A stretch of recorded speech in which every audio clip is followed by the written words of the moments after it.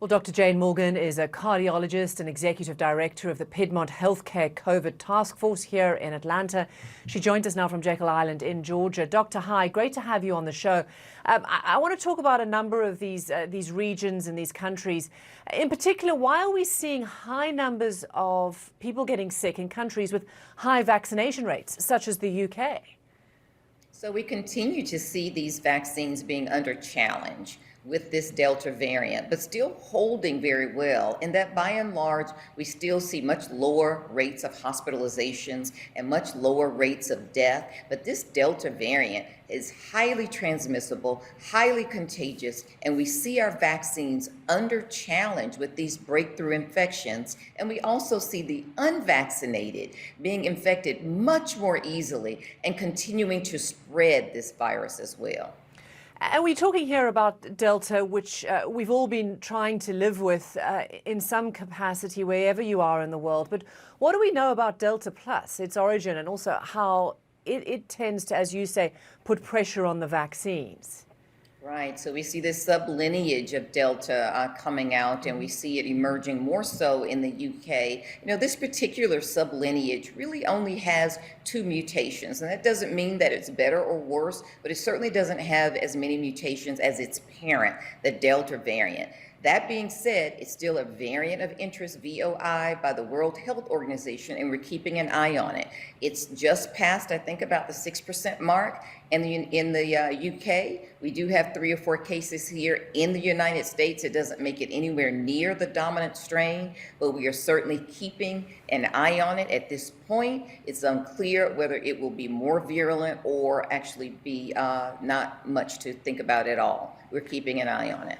Yeah, but certainly a concern for anybody listening to this and seeing these numbers. I mean, are we set to be in some sort of endless cycle of boosters and variants and shots and new variants? And how does this also impact people's willingness to vaccinate in the first place if they're skeptical?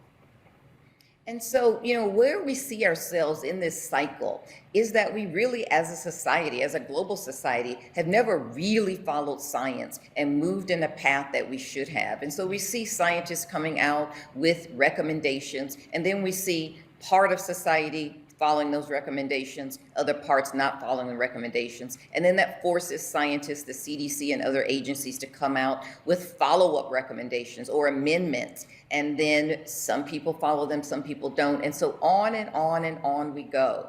The reason we're having to talk about boosters now is because we never reached that herd immunity. We never reached that critical mass level that was necessary to protect us.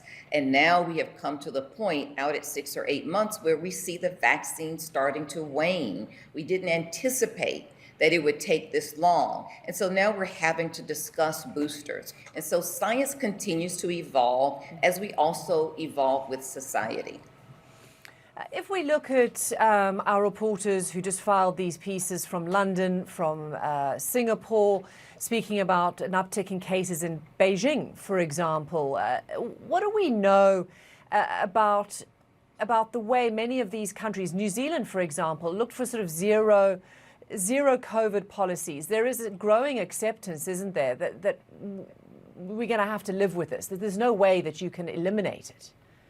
You know, I think, we are going to see more and more countries abandon this zero COVID policy because it just appears to be untenable if we cannot move the majority of our society in the direction of reaching herd immunity and being vaccinated. And so the problem with this virus becoming endemic in our society, and you've begun to hear that term more and more, meaning it exists in a low level, means that this virus, however, continues to have opportunities to replicate and mutate and provide more challenging, perhaps, viruses and variants in the future, even in a low-level endemic state. It doesn't make it less dangerous.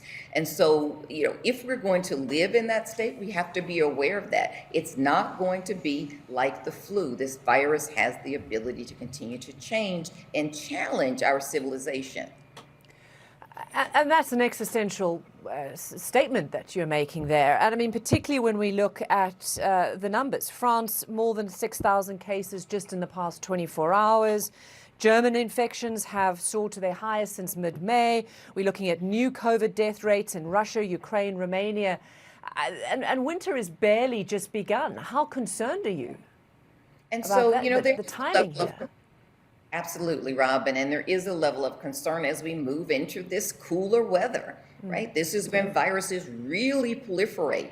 And yet we've seen them really surge in very, very hot weather. And now we're moving into cooler weather where we understand that this is where they thrive and where they live. And what else happens? Our behavior happens. We are more indoors. We're in close proximity. We're in confined spaces. We have less ventilation.